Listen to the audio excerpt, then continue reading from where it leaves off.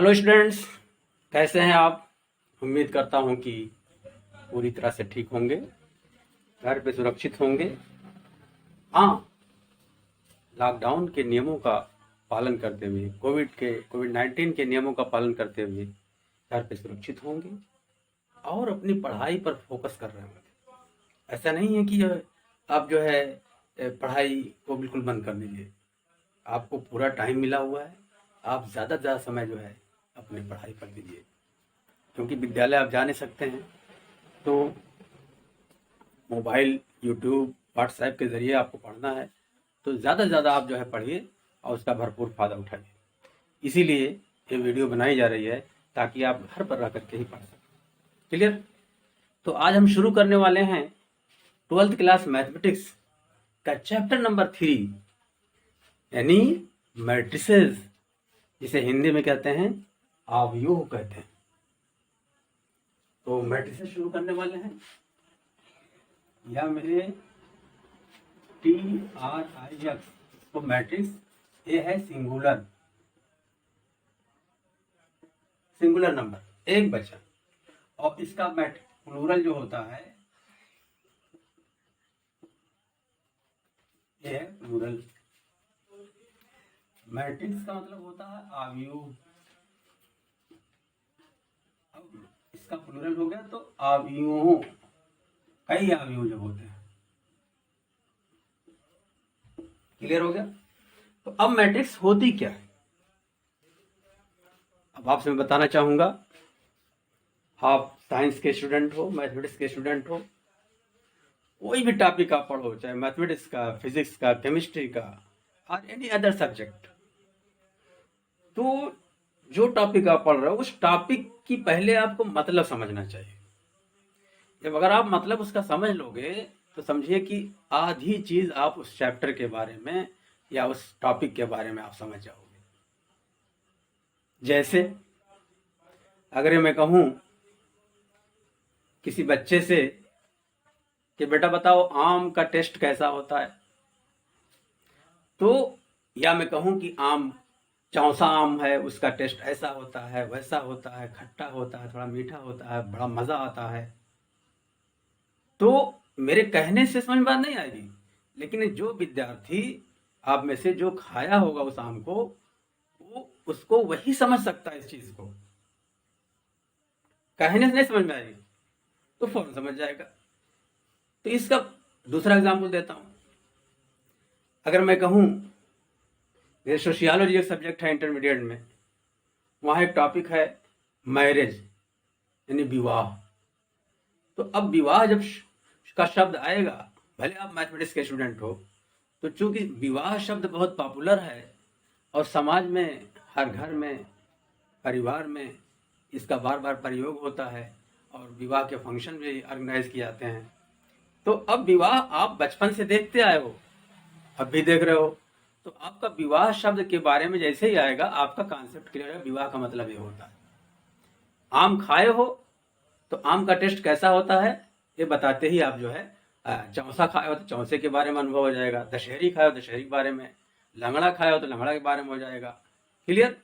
तो अब जो चीज को हमारे जिंदगी से जोड़ दिया जाए, जिस टॉपिक को, वो चीज, वो नॉलेज जो है हमारे मेमोरी में जो है फीड हो जाता है, वो ज्यादा देर तक टिकाऊ होता है। इसलिए कोई भी टॉपिक हो उसको जो है अपने दैनिक जीवन में से जोड़ने की कोशिश करना चाहिए और उस तरह समझने की कोशिश करना चाहिए। तो आज हम मैट्रिक्स के बारे में बताते हैं कि मैट्रिक्स है क्या चीज। पहले आप ये समझिए। एक्चुअली समीकरण के निकाय, समीकरण के निकाय एक शब्द है, यानी system of linear equation, system of linear equation, समीकरण के निकाय। जैसे फॉर एग्जांपल इसमें 3 वेरिएबल होते हैं, चार राशियां, चार 3 चर राशियां होती हैं, जैसे X Y Z, 2x plus Y minus Z equal to 3 के, X plus 2y plus 3z is equal to -1 के 3x minus Y plus 2z is equal to 2 के। इसी को हम कहते हैं समीकरण निकाय। यही है समीकरण निकाय कहते हैं, यानी सिस्टम ऑफ लीनियर इक्वेशन कहते हैं। तो अब पहले जमाने में इस समीकरण, जैसे अगर सिस्टम ए इसमें 3 वेरिएबल है x y z, तो अब इसको सॉल्व करना है। तो सॉल्व करने के लिए क्या होता था, इसको बड़ा लंबी प्रक्रिया, पहले इक्वेशन नंबर 1 2 3 1 2 को सॉल्व करते, एक वेरिएबल को खत्म किया जाता था, फिर 2 3 को सॉल्व करके दूसरा वेरिएबल खत्म किया जाता था। मतलब एक लंबा प्रोसेस है इसको सॉल्व करने के लिए, तब x और y z की वैल्यू आती थी। तो मैथमेटिशियन ने इस प्रॉब्लम को हल करने के लिए कि भैया इतना लंबा, ये लॉन्ग प्रोसेस है, लॉन्ग प्रोसेस से इसका सॉल्यूशन निकलता था, इसका हल निकलता था। तो इस पर चिंतन मनन किया और उस पर रिसर्च हुई, उस पर मेहनत हुई। तो मैथमेटिशियन को रास्ता मिल गया कि भाई इसका एक जो है इसको शॉर्ट में लगाया सकता है। तो इस प्रॉब्लम को सरल रूप में हल करने के लिए जो टेक्निक विकसित हुई, जो सरलतम विधि विकसित हुई, उसी का नाम ही मैट्रिक्स है। क्लियर? अब मैट्रिक्स का उपयोग क्या है? तो पहला उपयोग तो हो गया मैट्रिक्स आई कहां से, इस प्रॉब्लम को हल करने के लिए मैट्रिक्स का कॉन्सेप्ट हमारे तक आया। अब मैट्रिक्स का उपयोग हमारे जीवन में बहुत ज्यादा होता है। इलेक्ट्रिकल इंजीनियरिंग में होता है, एटॉमिक फिजिक्स में होता है, इकोनॉमिक्स यानी अर्थशास्त्र में होता है, सोशियोलॉजी यानी समाजशास्त्र में होता है, कंप्यूटर में होता है, और हम जो मोबाइल और कंप्यूटर यूज करते हैं इसमें होता है, और गोपनीय सूचनाओं को एक स्थान से दूसरे स्थान तक भेजने में भी इसका प्रयोग किया जाता है। मैट्रिक्स का ही प्रयोग है। और नेटवर्क, हम कहते हैं ना, अरे भाई मोबाइल में नेटवर्क नहीं है, कैसे वीडियो चलाएं या कैसे कोई जो है एप्लीकेशन खोल लें। तो नेटवर्क जो है इसी की देन है, मैट्रिक्स की ही देन है, जो हम आज पढ़ रहे हैं। अब मैं एक छोटा सा एग्जांपल और लूंगा इसके कॉन्सेप्ट को समझने के लिए मैट्रिक्स के। जैसे आप लोगों में से अगर मैं किसी बच्चे को खड़ा करूं, मान लिया उसका नाम मोहन है, मैंने मोहन को खड़ा किया और उससे पूछा कि आपके पास कितनी किताबें हैं। उसने कहा कि मेरे पास जो है 7 किताबें हैं। हमने कहा कितनी कॉपी है?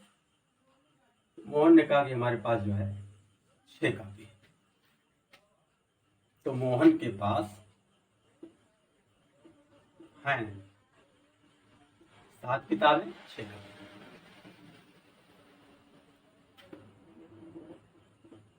मोहन के पास इतना। और सोहन को हमने खड़ा किया, हमने कहा बेटा आपके पास कितनी किताबें, जरा बैग चेक करके बताओ। उन्होंने कहा सर हमारे पास 6 किताबें हैं। हमने कहा कॉपी कितनी है? उन्होंने कहा कॉपी हमारे पास जो है 5 कॉपी। फिर हमने तीसरे लड़के को अहमद को खड़ा किया। हमने कहा बेटा आप बताओ आपके पास कितनी कॉपी किताब है? तो अहमद ने बताया कि सर हमारे पास जो है 6 किताब है और 7 जो है 8 कॉपी है। तो ये इंफॉर्मेशन क्लास के 3 बच्चों की ये इंफॉर्मेशन ऐसे दी गई है। अब इसी इंफॉर्मेशन को हम ऐसे भी लिख सकते हैं, ऐसे लिख सकते हैं, मोहन, सोहन, अहमद, और उसके बाद यहां लिख दिया 7 6 6, यहां लिख दिया 6 5 8, इसको ऐसे लिख दिया। अब फिर क्या किया हमने, इन तीनों नाम को हटा करके, इन तीनों नाम को हटा करके केवल इतना लिख दिया, ऐसे ऐसे लिख दिया 7 6 6, ये 6 कई बार आ गया, इसको थोड़ा चेंज कर दे रहे हैं, इसको कर दे रहे हैं 4, तो 7 6 4 5 और यहाँ पर 6 8। इसको रेक्टेंगुलर आयताकार के रूप में नाम नहीं लिखा बल्कि ऐसे लिख दिया। अब इससे क्या मैसेज मिलता है, ये 7 क्या चीज है, ये 7 जो है मोहन की किताबें हैं, ये 7 किताबें हैं, और ये जो है क्या है, कॉपियां हैं। एक किताब है, एक कॉपी है, एक किताब है, एक कॉपी है। तो इस चीज को हमने ऐसे लिख दिया स्क्वायर ब्रैकेट में, आयताकार, आयताकार, इसी को आयताकार अरेंजमेंट कहते हैं। अब आप देखिए, इसको हम ये क्षैतिज रेखा कहलाएगी, ये क्षैतिज रेखा, ये क्षैतिज रेखा। ये 7 4 6 क्या है, 4 बताया गया था ना यहाँ पर, 7 4 6 किताबें हैं। ये क्या चीज है, किताबें, किताब। और 6 5 8 क्या है, ये कॉपी है। और 7 6 क्या है, 7 6 है मोहन के पास किताबें और कॉपी है। मोहन की कॉपी और किताब, मोहन की कॉपी तथा किताब।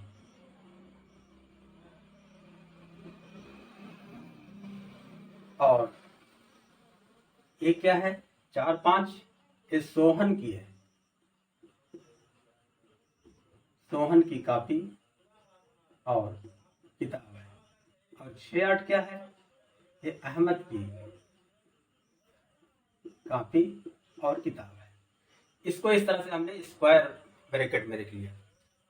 अब देखिए, ये जो है क्षैतिज रेखा है, ये क्षैतिज रेखा, ये क्षैतिज रेखा, क्षैतिज रेखा, ये ऊर्ध्वाधर रेखा, ये क्षैतिज रेखा है। ये क्या है, ये जो है 7 36 लिखा हुआ है, क्षैतिज रेखा, क्षैतिज रेखा। और ये जो है, ये क्या है, ये है ऊर्ध्वाधर रेखा।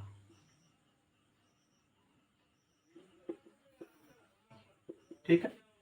अब आप कह सकते हैं सर जो है इसको हम ऐसे भी लिख सकते थे, इस तरीके से 7 4 6 को पहले लिख लेते, 7 4 6, और उसके बाद 6 5 8, तब ऐसे इसको लिख देते। तो 7, अब देखिए ये हो गई क्षैतिज रेखा, तो 2 क्षैतिज रेखा, ये हो गई ऊर्ध्वाधर रेखा, ये हो गई ऊर्ध्वाधर रेखा। तो 7 4 6 क्या चीज है, ये किताबें हैं।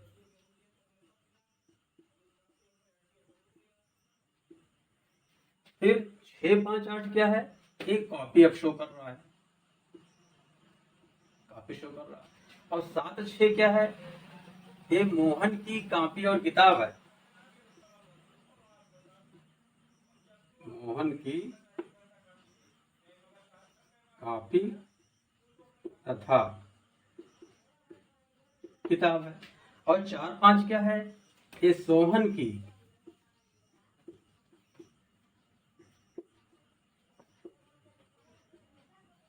कॉपी तथा किताब, या कॉपी कॉपी तथा किताब। और एक क्या चीज है, अहमद की किताब तथा कॉपी।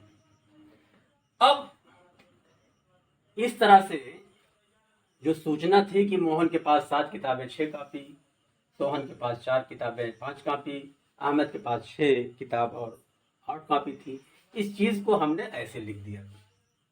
जब ऐसे लिखा तो ये जो है क्षैतिज रेखा जो है क्या शो कर रही है, मोहन की कापी किताब कापी, ऐसे ही सोहन की है, ऐसे यहाँ पर है। और जो वर्टिकल है ऊर्ध्वाधर रेखा है, ऊर्ध्वाधर रेखा किताब को शो कर रहा है और ये ऊर्ध्वाधर रेखा कापी को शो कर रहा है। इसी को जब पलट दिया, 7 4 6 को पहले लिख दिया, चार्ट ऐसे बन गया, रेक्टेंगुलर हमारा आयताकार जो है ऐसे बन गया अरेंजमेंट। तो ये 7 4 6 किताबें हो गई, 6 5 8 कॉपी हो गई, और ये वाली हो गई मोहन की किताब और कॉपी, ये वाली हो गई सोहन की किताब और कॉपी, और ये वाली हो गई अहमद की किताब और कॉपी। तो आप देख रहे हो कि जो इंफॉर्मेशन थी, ये इंफॉर्मेशन को हमने रेक्टेंगुलर अरेंजमेंट कर दिया, आयताकार के रूप में इसको व्यवस्थित कर दिया इस सूचना को। तो इसी व्यवस्था को हम क्या कहते हैं, इसी अरेंजमेंट को, इस तरह से सूचनाओं को रेक्टेंगुलर आयताकार रूप में व्यवस्थित करने को ही हम क्या कहते हैं, मैट्रिक्स कहते हैं, उसी को आव्यूह कहते हैं। क्लियर। अब इसको डिफाइन कैसे करेंगे, डिफाइन इसको ऐसे करेंगे, आव्यूह संख्याओं, डिफाइन करेंगे कि आव्यूह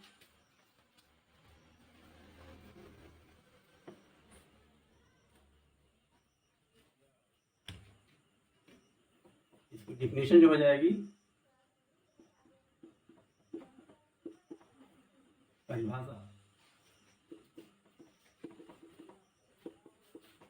डिफिनेशन, आव्यूह क्या हुई है भाई, आव्यूह संख्याओं या फलनों का,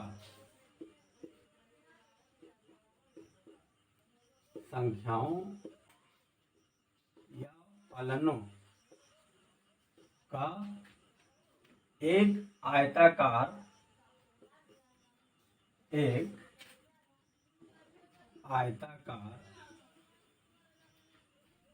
क्रम विन्यास, क्रम विन्यास को ही इंग्लिश में, हिंदी में कहते हैं व्यवस्था, अरेंजमेंट है। क्लियर। आव्यूह क्या चीज है, संख्याओं या फलनों का एक आयताकार क्रम विन्यास है, यानी इस तरह से आयताकार में संख्याओं को या फलनों को लिख दिया जाए तो उसी को हम क्या कहेंगे, मैट्रिक्स कहेंगे। इसको इंग्लिश में डिफिनेशन देख लीजिए आप, matrix is, a matrix is an ordered rectangular arrangement,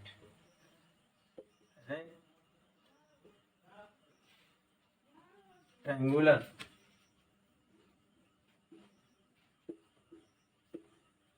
arrangement of numbers or function. अब आइए, क्या क्लियर हुई कि मैट्रिक्स या आव्यूह क्या है, संख्याओं या फलनों। अब यहां पर देखिए, इस पर गौर कीजिए, संख्याओं का आयताकार व्यवस्था है या फलनों का व्यवस्था है। अब संख्याएं पहले समझिए, संख्याएं जो है, संख्याएं दो तरह की होती हैं, संख्याएं दो तरह की होती हैं। कौन कौन संख्याएं, वास्तविक संख्याएं,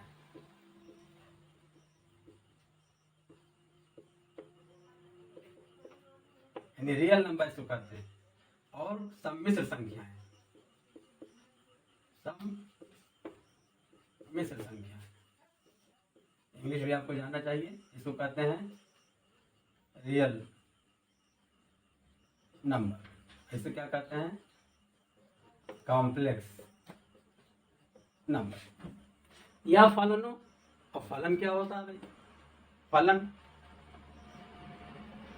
माने फंक्शन, आप पढ़ चुके हो, बार बार आपने पढ़ा है, 11 पढ़ा बहुत डिटेल। जैसे साइन एक्स, ये फलन है, e⁻x, ये भी फंक्शन है, x², ये भी फलन है, ठीक है, ऐसे एंड सो ऑन।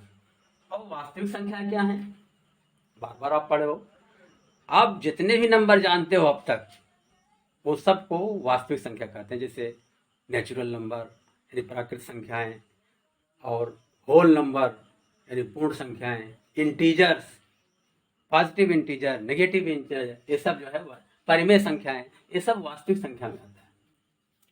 सम्मिश्र संख्या क्या होती हैं?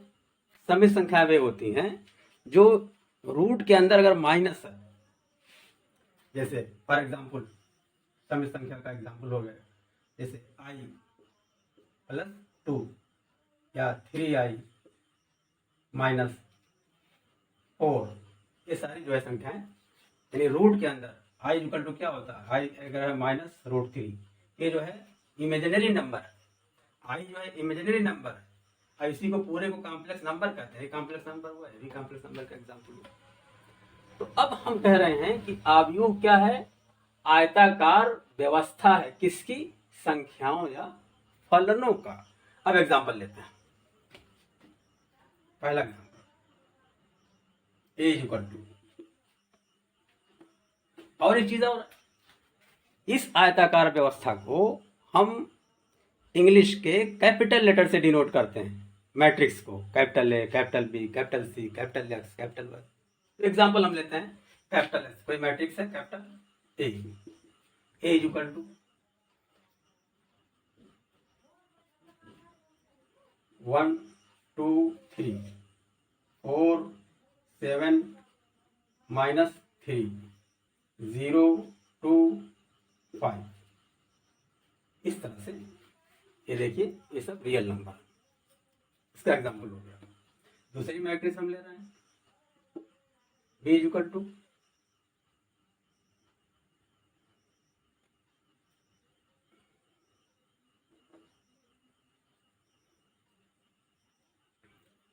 ये हो जाएगा 3 + i √3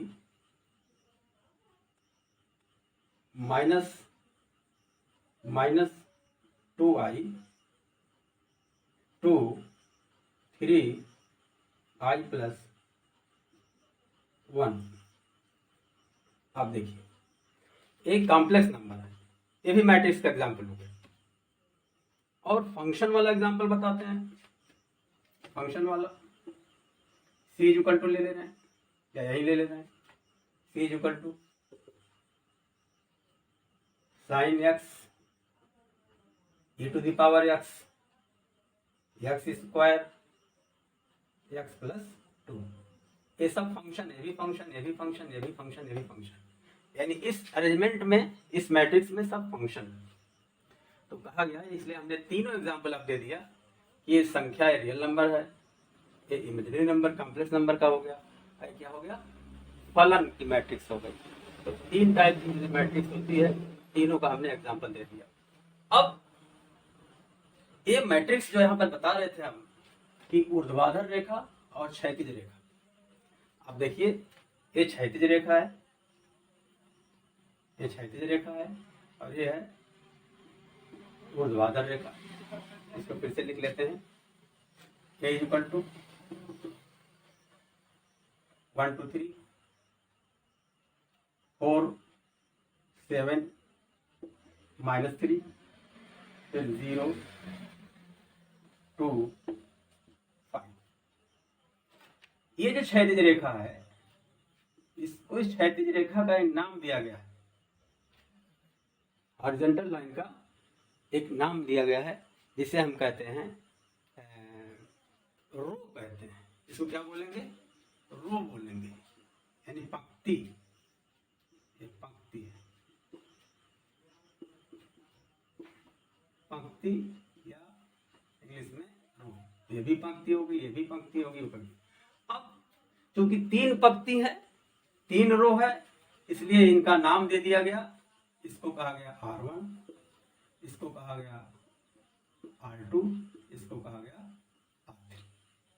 फर्स्ट रो भी कहते हैं, सेकंड रो भी कहते हैं, थर्ड रो भी कहते हैं। अब आइए इस पर एक कॉलम, वर्टिकल लाइन जो है, वर्टिकल लाइन यहाँ बताया था हमने कि वर्टिकल लाइन ये जो है क्षैतिज रेखा यानी हॉरिजॉन्टल लाइन, हॉरिजेंटल लाइन, आई क्या है, वर्टिकल लाइन। तो क्षैतिज रेखा को हमने क्या कहा, रो कहा, पंक्ति कहा। अब कई पंक्ति है तो R1 R2 R3। ऐसे ही जो ऊर्ध्वाधर में जो एलिमेंट लिखे गए हैं उसको क्या कहा हमने, कॉलम कहा। यह है कॉलम यानी स्तंभ, स्तंभ। ये भी स्तंभ हो गया, ये भी स्तंभ हो गया। अब क्योंकि 3 स्तंभ है तो स्तंभ के लिए सी फॉर कॉलम होता है,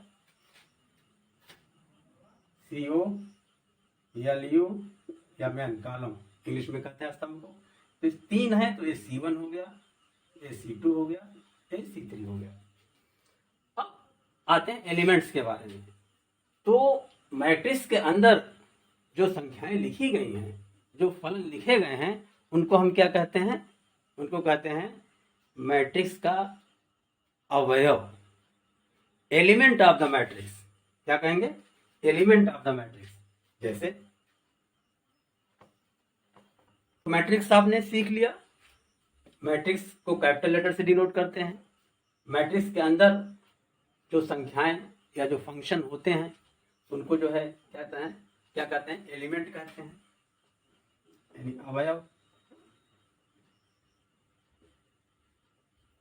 एलिमेंट्स कहते हैं। इतना आपने सीख लिया। हमने इस मैट्रिक्स को यहाँ समझाया। इसमें 3 रो हैं, फर्स्ट रो R1 R2 R3, 3 कॉलम है, C1 C2 C3। इसके अंदर जो एलिमेंट होते हैं इसको पहला एलिमेंट कहते हैं, फर्स्ट रो का फर्स्ट एलिमेंट, इस तरह से। ऐसे ही order of matrix, order of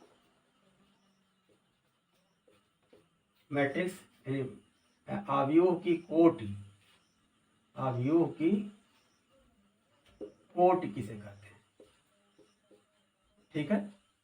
किसी मैट्रिक्स में कितने रो हैं और कितने कॉलम हैं, इसी चीज को ऑर्डर ऑफ मैट्रिक्स या अवयव की कोटि है। जैसे इस एग्जांपल में कितने रो हैं, 3 रो हैं, कितने कॉलम है, 3 कॉलम है, इसकी कोटि क्या हो जाएगी, 3/3। तो लिखेंगे A = 1 2 3 4 7 -3 0 2 5। 3 रो हैं और 3 कॉलम है, इसकी जो है ऑर्डर जो हो जाएगा 3/3, ऐसे लिखा जाएगा। पहला वाला क्या है, पहला शो क्या कर रहा है, रो शो कर रहा है, ROW रो। और दूसरा वाला शो क्या कर रहा है, ए कॉलम। क्लियर। पढ़ा क्या जाएगा, ए मैट्रिक्स, इस मैट्रिक्स के बारे में पढ़ेंगे, ए मैट्रिक्स ऑफ ऑर्डर 3/3। इसे क्या कहेंगे, इसको पढ़ा जाएगा, दैट इज ए जो है ए मैट्रिक्स ऑफ ऑर्डर 3/3 या 3x3 पढ़ा जाएगा। 3 इंटू नहीं पढ़ेंगे, आप इसको नोट कर लीजिए। क्या पढ़ेंगे, 3/3 पढ़ेंगे या 3x3 कहेंगे। क्लियर। अब दूसरी मैट्रिक्स हमने जो लिया था, ये देखिए, B = 3 + I √3 -2I 2 3 I + 1। अब देखिए कितने रो हैं इसमें, 3 रो हैं, first row, second row, third row. कितने कॉलम हैं, 2।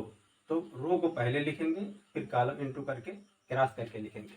इससे क्या पढ़ेंगे, ए मैट्रिक्स ऑफ ऑर्डर 3/2, यानी इसमें 3 रो हैं और 2 कॉलम है। ऐसे तीसरा वाला है, C = sin x, फिर e⁻x, फिर x², फिर x + 2। इसमें कितने रो हैं, 1 रो, दूसरा रो, पहला कॉलम दूसरा कॉलम, यानी 2 रो हैं और 2 कॉलम हैं, तो हो गया ए मैट्रिक्स ऑफ ऑर्डर 2x2, या इस मैट्रिक्स की कोड 2x2 है या 2x2 है, ऐसे पढ़ेंगे। अब देखते हैं कि इस मैट्रिक्स में एलिमेंट कैसे निकाला जाए। तो किसी भी मैट्रिक्स में एलिमेंट की जो संख्या होगी इसी उसके रो और कॉलम से ही निकाल सकते हैं। जैसे इसी एग्जांपल में देखते हैं, मैट्रिक्स ए में अवयव ए में, इसी एग्जांपल देखते हैं, अवयवों की संख्या बराबर row into column, number of rows, यानी पंक्ति की संख्या इनटू स्तंभ की संख्या। तो पंक्ति कितना है 3, स्तंभ कितने हैं 9, तो कितना आ गया 3 3 9 आ गया। आप गिन लीजिए 1 2 3 4 5 6 7 8 9 एलिमेंट है। तो रो और कॉलम को आपस में मल्टीप्लाई कर देंगे तो उसके नंबर ऑफ एलिमेंट निकल जाएंगे। ऐसे ही बी में 3 रो हैं 2 कॉलम है, तो 3 इंटू 6, तो number of element is equal to इसमें हो जाएंगे 6, इसमें नंबर ऑफ एलिमेंट 4 हो जाएंगे। तो नंबर ऑफ एलिमेंट चूंकि यहाँ तो वो छोटी छोटी हैं तो आसानी से कह सकते हैं, लेकिन अगर वो मैट्रिक्स जो है ज़्यादा बड़े ऑर्डर की हो, ये मैट्रिक्स ऑफ ऑर्डर 100 इंटू 200, तो आप मल्टीप्लाई गिनने में बहुत दिक्कत होगी, तो मल्टीप्लिकेशन बहुत आसानी से आ जाती है। ये क्लियर हो गया। ये तो हो गया मैट्रिक्स का, हमने ऑर्डर बताया, मैट्रिक्स का नोटेशन बताया, उसके एलिमेंट बताए। अब अगर कोई बच्चा ये कहे, कोई स्टूडेंट सवाल करे कि सर आपने मोहन सोहन अहमद की कॉपी किताब की सूचना को इस आयताकार रेक्टेंगुलर अरेंजमेंट कर दिया, तो उसमें क्यों नहीं मोहन सोहन और अहमद का नाम क्यों नहीं इस चार्ट के अंदर रखा। यानी आपके मन में आ सकता है कि सर ने जो है यहाँ कॉपी किताब तो सब लिख दिया, 7 6 4 5 6 8, ये किसका था 7 6, ये मोहन का था, फिर ये सोहन का था सूचना, ये अहमद की सूचना थी कॉपी किताब के बारे में। तो सर आपने क्यों नहीं इसको भी ऐसे कर लिया, यानी ऐसे हो जाना चाहिए था, आपके मन में ये आ रहा है। आप क्वेश्चन कर सकते हो कि सर इसके साथ साथ मोहन सोहन और अहमद को भी रख लीजिए और आसानी होगी, लेकिन नहीं। क्यों? क्योंकि डिफिनेशन में क्या बताया गया, डिफिनेशन बताया गया है संख्याओं और फलनों की आयताकार व्यवस्था, रेक्टेंगुलर अरेंजमेंट को ही मैट्रिक्स कहते हैं। तो अब बताओ इसमें मोहन सोहन अहमद ये आ जाएंगे जब, तो ये तो ना संख्या है और ना फंक्शन है, फलन है, इसीलिए इनको इसमें नहीं रखा गया। बात क्लियर हो गई। तो अब मैं समझता हूं कि जो है आपको कॉन्सेप्ट क्लियर हो गया होगा मैट्रिक्स का। अब मैं मैट्रिक्स को जनरलाइज करूंगा। अब हम मैट्रिक्स को जनरलाइज करना चाहते हैं, जनरल फॉर्म में इसको कैसे लिखा जाए, यानी अवयव का सामान्य रूप क्या होगा, यानी जनरल फॉर्म ऑफ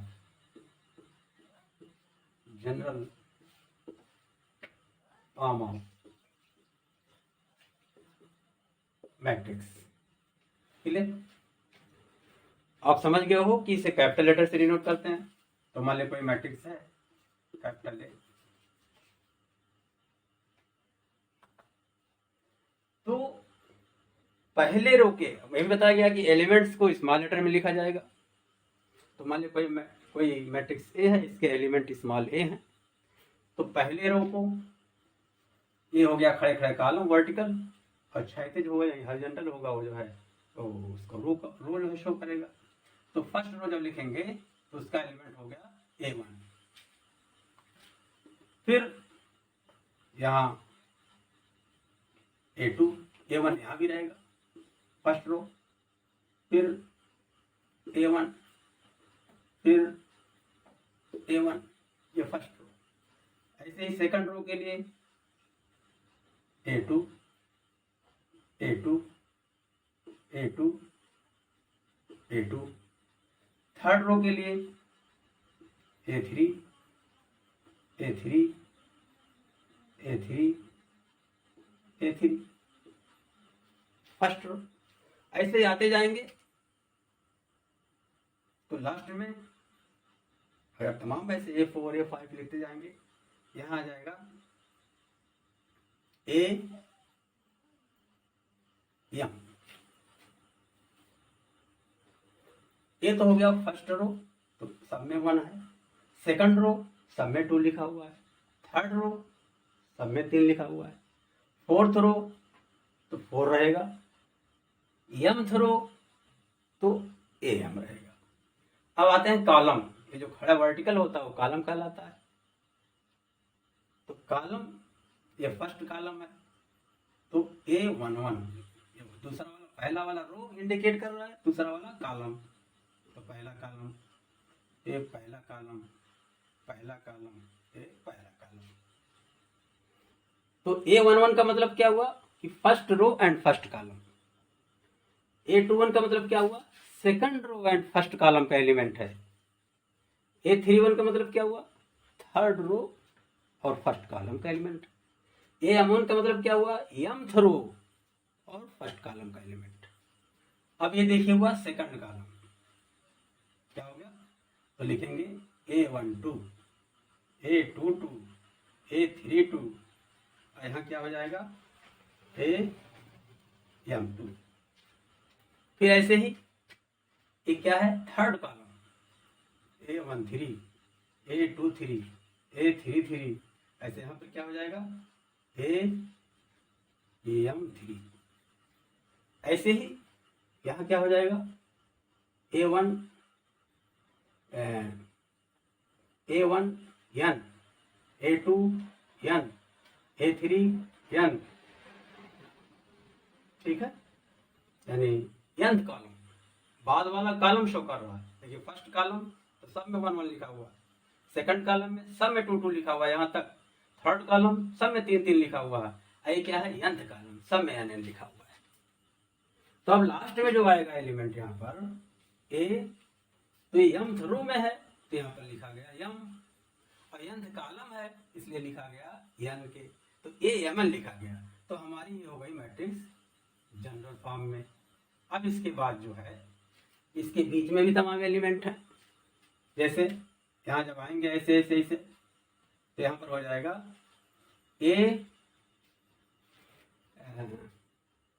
तो ये तो हो गया mth रो। mth रो में एलिमेंट क्या हो गए, AM1 AM2 AM3 AMN। इसके पहले भी तमाम एलिमेंट छोड़ दे, मान लिया यहाँ पर कोई एलिमेंट है ith एलिमेंट, तो उसे लिखेंगे AI1। यहाँ क्या हो जाएगा AI2, और यहाँ भी तमाम एलिमेंट हैं। फिर यहाँ क्या हो जाएगा AI3, ठीक है। और उसके बाद जो है अब ऐसे ही इधर भी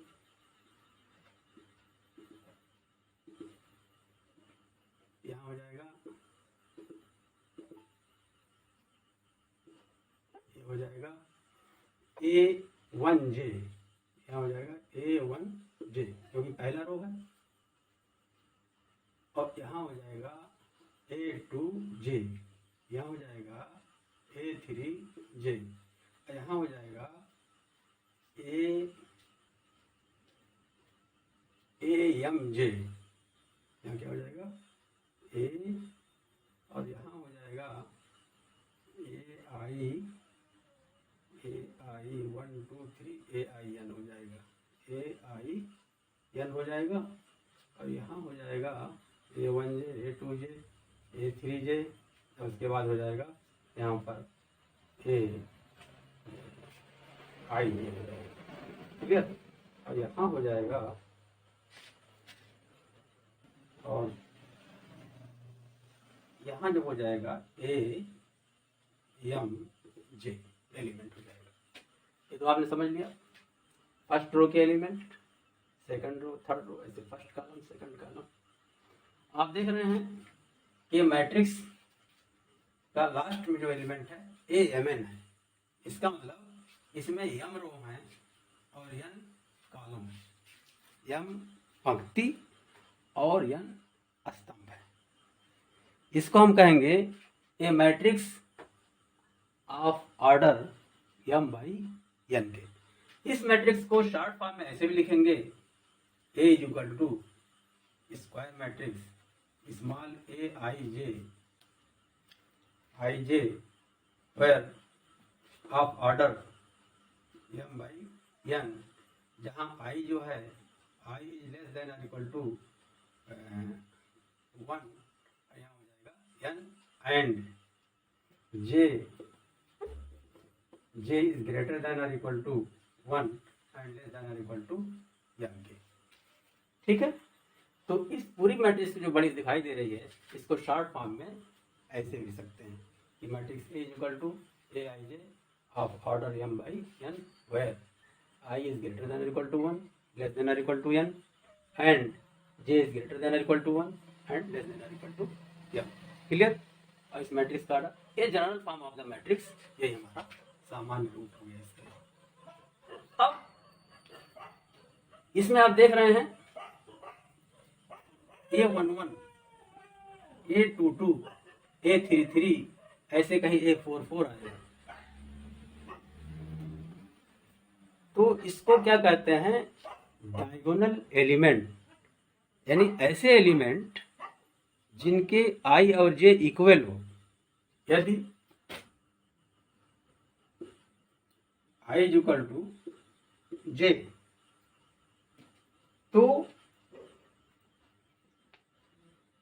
तो ए आई जे को डायगोनल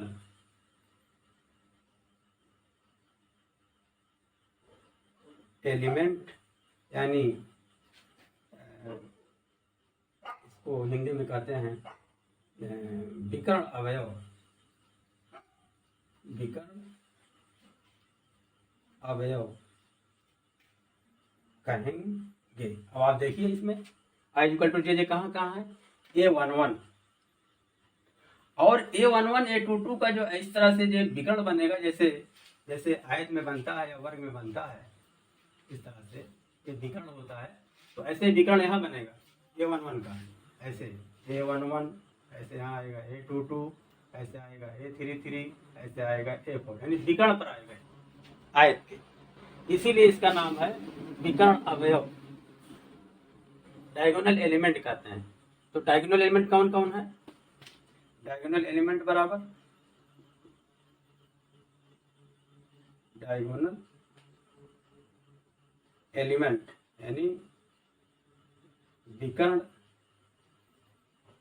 अवयव बराबर A11, A22, A33, A44 and so on, या एन कहो चाहे एम को।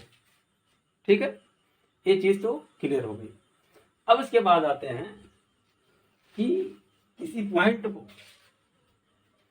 प्लेन में कोई पॉइंट अगर दिया हुआ है तो क्या उसको भी जो है हम मैट्रिक्स फॉर्म में शो कर सकते हैं। मान लिया कोई पॉइंट है P x y, ये प्लेन में है, तो इसे भी हम मैट्रिक्स फॉर्म में शो कर सकते हैं, ऐसे एक्स वाई ऐसे कर सकते हैं और ऐसे भी सकते हैं। ऐसे ही अगर प्लेन में समतल में कोई 4 बिंदु दिए हुए हैं, 4 बिंदु दिए हुए हैं, तो उन बिंदुओं को मिलाएंगे तो शेप मिलेगा, क्या मिलेगा? चतुर्भुज, यानी क्लोज्ड फिगर आ गया, यहाँ पर बंद आकृति आ गई। ये मान लिया ए है, ये बी है, ये सी है, ये डी है। इसका मान लिया निर्देशांक 1 2 है, इसका है 3 4, इसका है -1 3, इसका है 2 -1 इस तरह। ये रफ फिगर है, इसको आप जो है प्रैक्टिकल ना करके देखिएगा कि फिगर नहीं बन रहा सर, ये रफ फिगर। तो अब मैं कह रहा हूँ इसको भी जो है मैट्रिक्स में शो कर सकते हैं। कैसे? इसको ऐसे लिखेंगे, पहला 1 2 लिखेंगे, फिर 3 4 लिखेंगे, फिर -1 3 लिखेंगे, फिर 2 -1 लिखेंगे। ये मैट्रिक्स में शो कर सकते हैं। और इसी को ऐसे भी लिख सकते हैं 1 3 -1 2 2 4 3 -1। अब ये मैट्रिक्स किस ऑर्डर की है? ये मैट्रिक्स कितने रो हैं? 2 रो हैं। कितने कॉलम है? 1 है। इसका ऑर्डर हो जाएगा 1/2 के। इसका ऑर्डर कितने रो हैं? अच्छा, इसमें 2 रो हैं और 1 कॉलम है, तो रो पहले आता है, तो 2/1 हो गया। इसमें कितने रो हैं? 1 रो है, तो 1/2 हो जाएगा। इसमें कितने रो हैं? 1 2 3 4। इसका ऑर्डर क्या हो जाएगा? 4 रो और 2 कॉलम, 1 2 4/2। इसमें कितने रो हैं? 2 रो हैं, तो 2 पहले लिख लिया। कॉलम कितने हैं? 1 2 3 4, 2/4। ए matrix of order 4/2, A matrix of order 2/4, A matrix of order 2/1, A matrix of order 1/2। Clear? अब इसके बाद मैट्रिक्स के कितने प्रकार होते हैं? Types of matrix. आव्यूह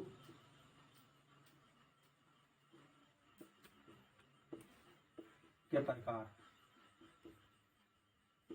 टाइप्स ऑफ मैट्रिक्स। क्लियर? तो पहला है पंक्ति आव्यूह,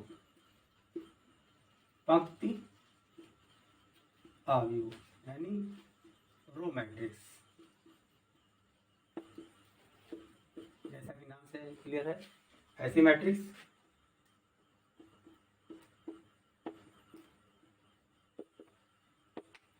जिसमें केवल रो हो, केवल 1 रो हो,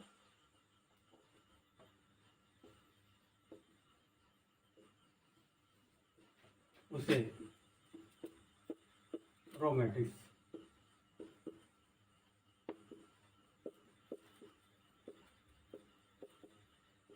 कहते हैं। फॉर एग्जाम्पल आप देखिए, फॉर एग्जाम्पल A = 3 -2 5 6, 1 रो, तो इसको रो मैट्रिक्स कहेंगे। कॉलम चाहे जितने हो, B = 2 3 4, एक ही रो है, इसको रो मैट्रिक्स कहेंगे। इसका ऑर्डर क्या है? 1 रो है। कितने कॉलम है? 1 2 3 4, 1/4 हो गई। इसमें कितने रो है? 1 रो है। कितने कॉलम है? 1 2 3, तो 1/3 की हो गई। इसका ऑर्डर हो। दूसरा है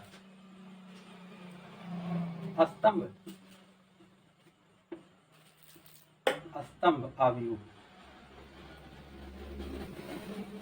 कॉलम मैट्रिक्स। ये भी नाम से स्पष्ट है कि ऐसी मैट्रिक्स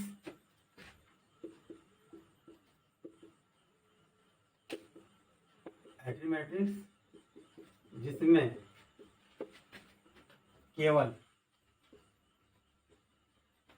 1 कॉलम हो, कॉलम मैट्रिक्स कहते हैं।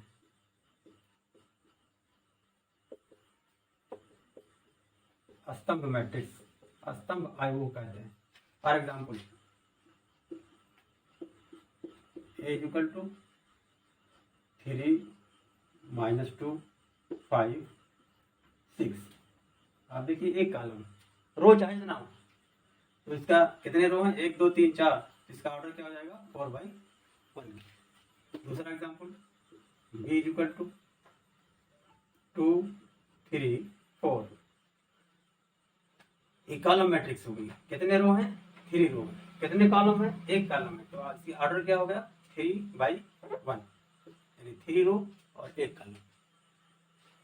तीसरा है, ये बहुत इंपॉर्टेंट है,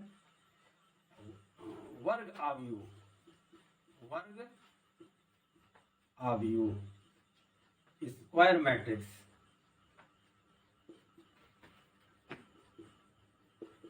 स्क्वायर मैट्रिक्स ऐसी मैट्रिक्स, ऐसी मैट्रिक्स जिसमें रो तथा कॉलम की संख्या समान हो, स्क्वायर मैट्रिक्स कहते हैं। बात क्लियर हो गई? इसमें रो और कॉलम इक्वल, जैसे for example A is equal to 2 3 -1 4, कितने रो हैं? 2 रो। कितने कॉलम हैं? 2 कॉलम। ये हो गई ए मैट्रिक्स ऑफ ऑर्डर 2×2। दूसरा example B is equal to 3 4 5 -2 0 1 1 5 6, कितने रो हैं? 1 2 3, कितने कॉलम? 1 2 3, तो कितना ऑर्डर हो गया? 3×3। ए मैट्रिक्स ऑफ ऑर्डर 3×3। ये सब स्क्वायर मैट्रिक्स के एग्जाम्पल हो गए। क्लियर? अब उसके बाद नेक्स्ट देखते हैं। अब चौथा टाइप हमारा है, चौथा है विकर्ण आव्यूह, विकर्ण आव्यूह डायगोनल मैट्रिक्स।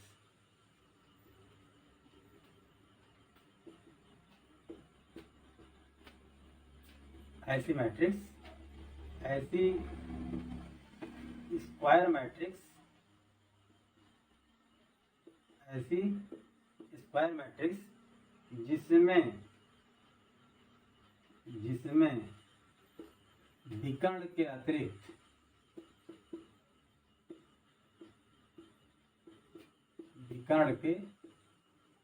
अतिरिक्त सभी एलिमेंट शून्य हों, विकर्ण आव्यूह कहते हैं।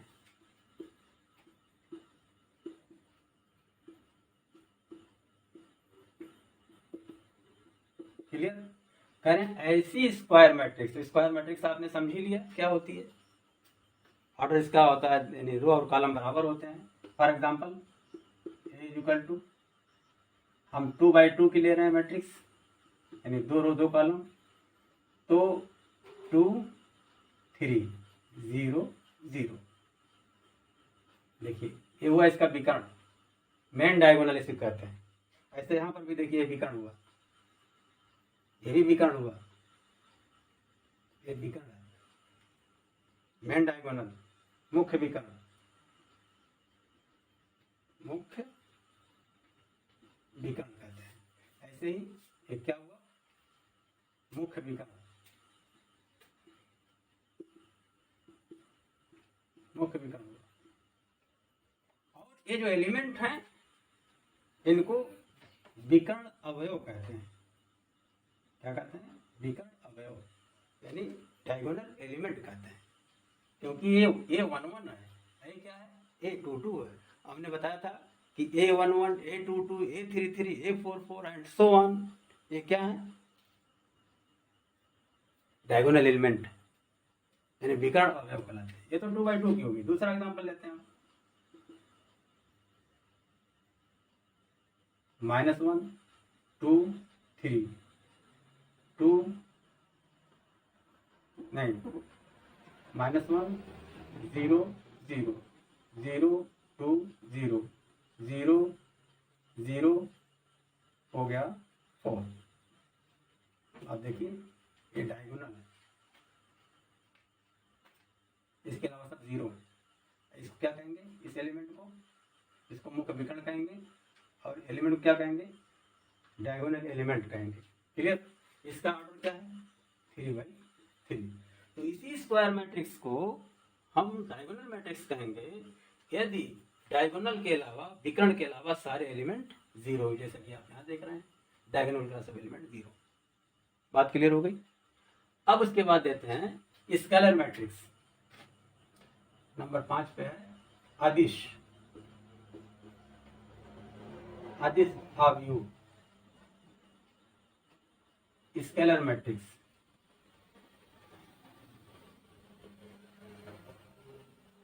बहुत क्लियर है बिल्कुल। अब इससे इसकी डिफिनेशन बनी, अब इससे इसकी डिफिनेशन बनेगी। तो क्या लिखेंगे, ऐसा डायगोनल मैट्रिक्स, ऐसी डायगोनल मैट्रिक्स, यानी ऐसी विकर्ण आव्यूह जिसमें विकर्ण के एलिमेंट समान हो। बहुत क्लियर हो गया। विकर्ण में इसका मतलब वो भी रहेगा, इस डायगोनल मैट्रिक्स मतलब स्क्वायर मैट्रिक्स ही तो रहेगी। A is equal to for example 2 0 0 2। आप देखिए ए स्क्वायर मैट्रिक्स भी है और ए विकर्ण डायगोनल मैट्रिक्स भी है, लेकिन यहाँ पर था कोई शर्त नहीं थी कि डायगोनल में जो एलिमेंट हो सेम हो। यहाँ सेम है, यहाँ भी 2 है, यहाँ भी 2 है, ये देखिए। तो इसको हम क्या कहेंगे, स्केलर मैट्रिक्स कहेंगे। और ये ऑर्डर क्या है, 2 by 2। दूसरा एग्जांपल लेते हैं, 3 by 3 लेते हैं। 3 0 0 0 3 0 0 0 3। इसका क्या ऑर्डर है, 3 रो और 3 कॉलम है। इसमें भी देखिए ये एलिमेंट सेम है डायगोनल के, ठीक है। यहाँ 3 3 सब 3 है, तो इसी को क्या कहेंगे, स्केलर मैट्रिक्स कहेंगे। तो ऐसी डायगोनल मैट्रिक्स, डायगोनल भी है मगर डायगोनल के एलिमेंट सेम है, इसीलिए इसको स्केलर मैट्रिक्स कहेंगे। अब उसके बाद जो है आइडेंटिटी मैट्रिक्स, नंबर 6 है तत्समक अवयव, आइडेंटिटी मैट्रिक्स। बिल्कुल इसी से निकल रही है, इसकी डेफिनेशन निकल रही है। ऐसी मैट्रिक्स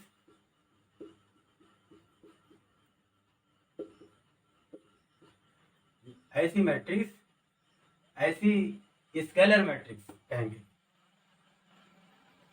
ऐसी स्केलर मैट्रिक्स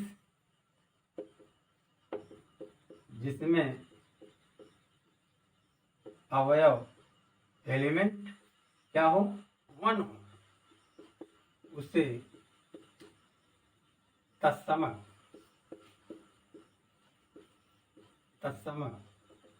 अवयव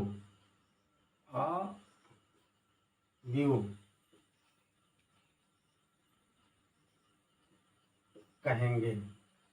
बात क्लियर हो गई। जैसे एग्जांपल लेते हैं, ए इज इक्वल टू 1 0 0 1। अब देखिए यहाँ 1 1 हो गया डायगोनल की जगह पर। ये ऑर्डर क्या है, 2 by 2। दूसरी मैट्रिक्स 1 0 0 0 1 0 0 0 1। ये मैट्रिक्स ऑफ ऑर्डर 3 by 3 या 3 क्रॉस 3। यहाँ पर देखिए डायगोनल के एलिमेंट क्या है, 1 1। तब आप देखिए इसमें बिल्कुल समानता है, सब मिल रही है, और खासकर इन तीनों में बिल्कुल समानता है। इसमें भी डायगोनल के अलावा एलिमेंट 0 है, इसमें भी डायगोनल के अलावा एलिमेंट 0 है, इसमें भी डायगोनल के एलिमेंट 0 है। बस इसमें क्या है, डायगोनल के जो एलिमेंट हैं सब अलग अलग हैं। इसमें डायगोनल के एलिमेंट सेम है, इसमें भी डायगोनल के एलिमेंट सेम है, मगर 1 है, 1 के अलावा नहीं है। अब उसके बाद zero matrix, number 7। Zero matrix यानी शून्य आव्यूह, ऐसी मैट्रिक्स, ऐसी स्क्वायर मैट्रिक्स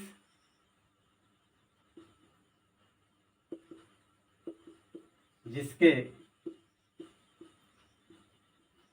सभी एलिमेंट शून्य हो, जिसके सभी एलिमेंट शून्य हो उन्हें स्क्वायर मैट्रिक्स कहेंगे, तो जीरो मैट्रिक्स कहेंगे।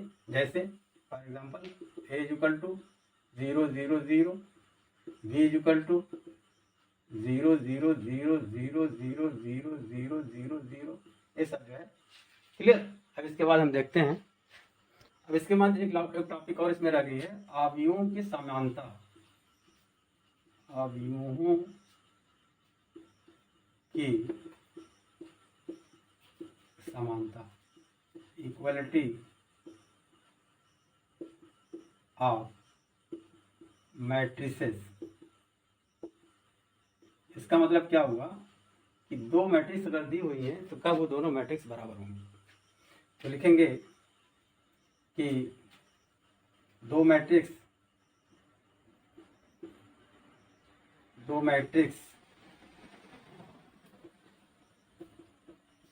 ए तथा बी समान होंगी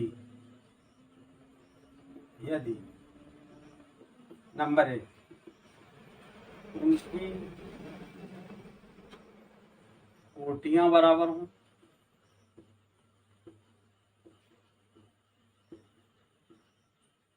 और नंबर 2 ए के अवयवों मैट्रिक्स ए के अवयवों के संगत बी के अवयव बराबर हों। यानी दो कंडीशन अगर पूरी हो रही है तो उन दोनों मैट्रिक्स को हम क्या कहेंगे, इक्वल मैट्रिक्स कहेंगे। For example A equal to 1 2 3 4, ये मैट्रिक्स ऑफ ऑर्डर 2 by 2, कह रहे हैं उनकी कोटियां बराबर हों। तो ये दूसरी मैट्रिक्स B इक्वल टू 1 2 3 4, इसका भी ऑर्डर 2 by 2 है। अब आप देखिए इसका भी ऑर्डर 2 by 2, इसका भी ऑर्डर 2 by 2। पहली शर्त तो पूरी हो गई है दोनों मैट्रिक्स की कि इनकी कोटियां बराबर हैं। दूसरी शर्त क्या है कि ए के जो एलिमेंट हैं उनके संगत बी के एलिमेंट भी बराबर हो। तो ए का एलिमेंट 1 है, इसके संगत एलिमेंट 1 है, यहाँ पर बराबर है। ये 2 है, यहाँ भी 2 है, यहाँ 3 है, यहाँ भी 3 है, यहाँ 4 है, यहाँ भी 4 है। ये बात क्लियर होगी।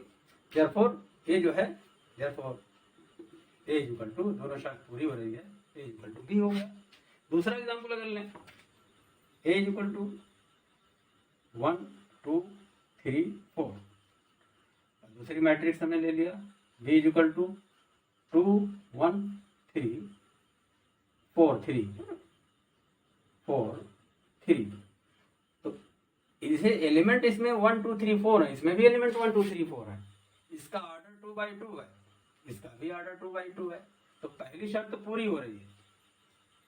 पहली शर्त क्या हो रही है, पूरी हो रही है कि ऑर्डर सेम है दोनों मैट्रिक्स का। लेकिन दूसरी शर्त जो है ये पूरी नहीं हो रही है। दूसरी शर्त क्या है कि ए के मैट्रिक्स ए के जो एलिमेंट के संगत मैट्रिक्स के अवयव बराबर होने चाहिए। यानी यहाँ 1 1 है, यहाँ 1 है, ये 1 1 पहले रो का और पहले कॉलम का एलिमेंट 1 है, और यहाँ पर 2 है, तो 1 डज नॉट इक्वल टू 2। यहाँ 2 है, यहाँ 1 है, 2 डज नॉट इक्वल टू 1। यहाँ 3 है, यहाँ 4 है, तो 3 डज नॉट इक्वल टू 4। यहाँ 4 है और यहाँ पर 3 है, तो 4 डज नॉट इक्वल टू 3। यानी दूसरी शर्त पूरी नहीं हुई है। Therefore matrix A does not equal to B.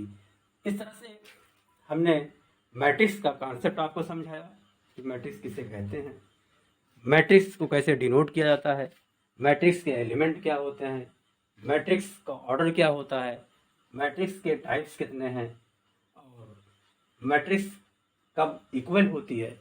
इतनी सारी चीज़ें हमने आपको बताया। उम्मीद है कि आप इसको समझ गए होंगे।